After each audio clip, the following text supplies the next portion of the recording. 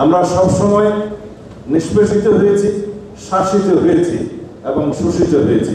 ৭১ থেকে ২০২৪ এই রাজনৈতিক ইতিহাস নির্মোহভাবে আমাদের রচনা করতে হবে, বিশ্লেষণ করতে হবে। সেই ওয়ান ইন্ডিয়া ডক্ট্রিনের স্বপ্ন কারা দেখেছিল, আমি সেই নামগুলো উল্লেখ করে বর্তমান রিজিওনাল পলিটিক্সে কোনো বিতর্ক সৃষ্টি করতে চাই না। যার কারণে আপনারা এখনো দেখবেন একটি দেশের পার্লামেন্টের বাইরে যে ম্যাপটা টানানো হয়েছে পরবর্তীতে, সেই ম্যাপটা হচ্ছে সম্রাট অশোকের রাজত্বের ম্যাপ। তার মানে দাঁড়ায় তারা এখনো সেই স্বপ্ন দেখে। এই ভূখণ্ডের মানুষরা সবসময় এই ডক্ট্রিনের কবলে পতিত হয়েছে।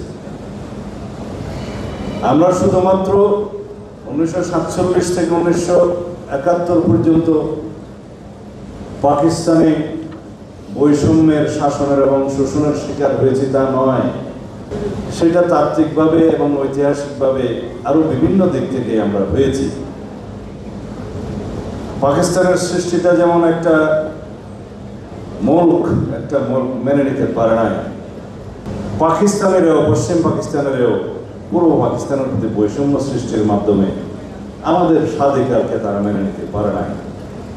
তো সুতরাং এই ভূখণ্ডে তো হেজিমনি সৃষ্টি করার চেষ্টা সময়ে সময়ে হয়েছে, ঐতিহাসিকভাবে হয়েছে, বিভিন্ন রেজিম কর্তৃক হয়েছে, বিভিন্ন শাসক গোষ্ঠী কর্তৃক হয়েছে।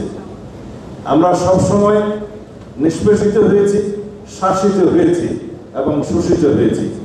সেই ধারাবাহিকতায় 1971 সালে শহীদ রাষ্ট্রপতি জিয়াউর রহমান কর্তৃক স্বাধীনতার ঘোষণার মধ্য দিয়ে এই দেশ যখন ভূখণ্ড পেল স্বাধীন, এই দেশ যখন পতাকা পেল স্বাধীন, তখন নতুন করে আমরা যাত্রা করার স্বপ্ন দেখলাম। ওদের স্বপ্ন পূরণে পাশে থাকতে পেরে আমরা গর্বিত। আমি এখানে স্বাধীনতা যুদ্ধের পরবর্তী এবং স্বাধীনতা সময়ের আগের যে যাদের রাজনৈতিক ভূমিকা ছিল, তাদের ভূমিকাকে কখনো অস্বীকার করতে চাই না। দীর্ঘ 47 থেকে 71 পর্যন্ত বাংলাদেশের মানুষের অধিকারের পক্ষে, তৎকালীন পূর্ব পাকিস্তানের মানুষের অধিকারের পক্ষে এবং স্বায়ত্তশাসনের পক্ষে যারাই সংগ্রাম করেছেন, রাজনীতি করেছেন, আন্দোলন করেছেন, ছাত্র সংগ্রাম পরিষদ সহ সকলেরই অবদান আছে, সকলেরই রক্তের সিঁড়ি আছে, সকলেরই সংগ্রামের সিঁড়ি বেয়ে 1971 হয়েছে।